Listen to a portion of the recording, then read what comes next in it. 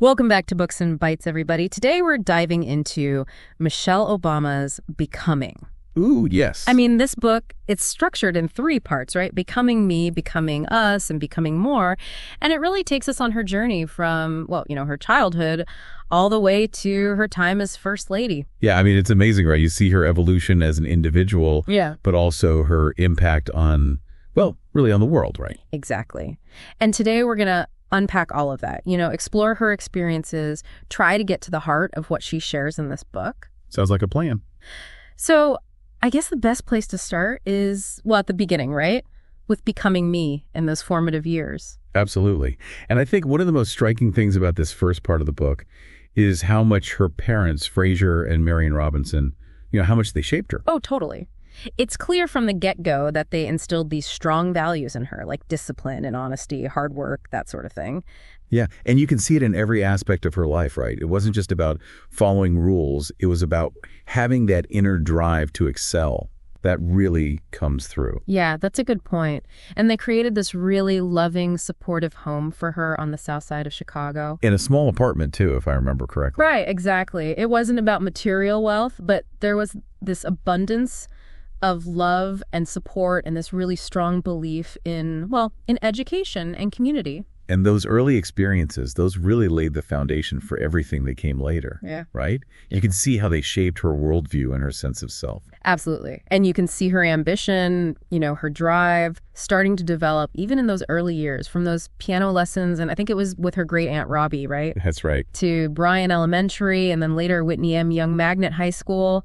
She was always pushing herself. And I think Whitney Young was particularly important because that's where she really started to encounter a much wider range of socioeconomic backgrounds than she was used to. That's true. So she wasn't just observing these differences. She was starting to understand, the social structures that create those inequalities. Yeah. And I think that perspective really informs her later work, Yeah, I think you're right. And then, of course, there's Princeton.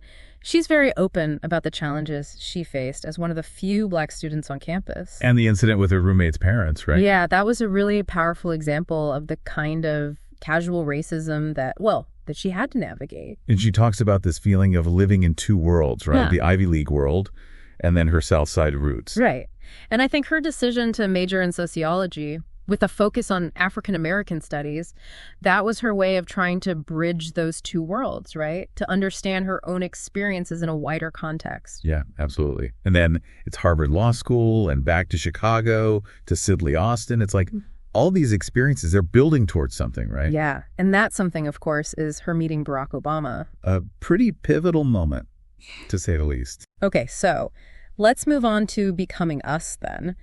And we've got to talk about their relationship, right? I mean, starting at Sidley Austin, where she was actually assigned as his mentor. Yeah, and she was skeptical at first, which is totally understandable. Oh, totally. So what was it about Barack that won her over? Well, she talks about his intellect, obviously, but also his authenticity. He was genuine, he was passionate about public service, and I think that really resonated with her. And they had very different personalities, didn't they? She was more pragmatic, he was more idealistic. Yeah, and that created some interesting dynamics, especially as his career path, community organizing, politics. It wasn't exactly conventional. No, it wasn't.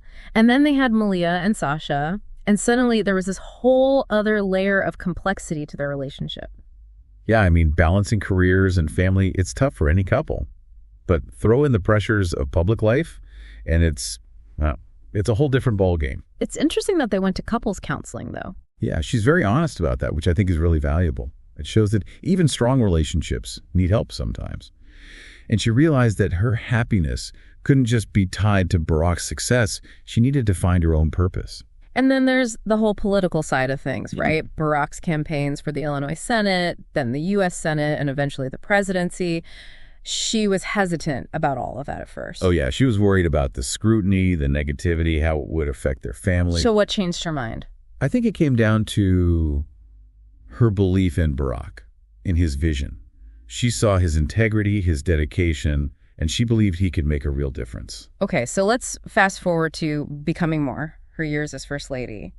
And I have to say, I was struck by how much negativity she faced, particularly from the media. Oh, yeah. It was rough. She was labeled angry, too outspoken. And it was also clearly tied to her race and her gender. Absolutely. It's the kind of double standard that women of color have to deal with all the time. And it would have been so easy for her to just retreat, but instead she used that platform to redefine what it meant to be First Lady. Right. She focused on initiatives that were important to her, like Let's Move. Yeah. To fight childhood obesity. Joining forces to support military families. Reach Higher to encourage education. And Let Girls Learn to promote girls' education globally. Exactly. Yeah. Each of those initiatives reflected her values and her desire to make a real impact. And throughout all of that, she was still determined to create as normal a life as possible for her daughters, which, living in the White House, that couldn't have been easy. No, not at all.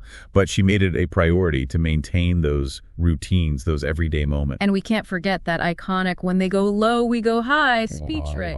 That was a powerful moment. Oh, yeah, that really encapsulated her grace and her dignity. And then, of course, there's the 2016 election. She's very honest about her disappointment, especially with the whole birtherism thing. But even then, she chooses not to be bitter.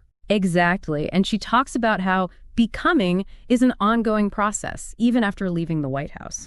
Yeah, it's not about reaching a destination. It's about constantly growing and evolving. So I think there are some really powerful takeaways from this book. I mean, the idea that our identities are shaped by our experiences, that finding balance between ambition and relationships is crucial, that politics can have a deeply personal impact. And that sharing our stories can be transformative. And that true leadership starts with character. It's a really inspiring read, and I think there's something in it for everyone.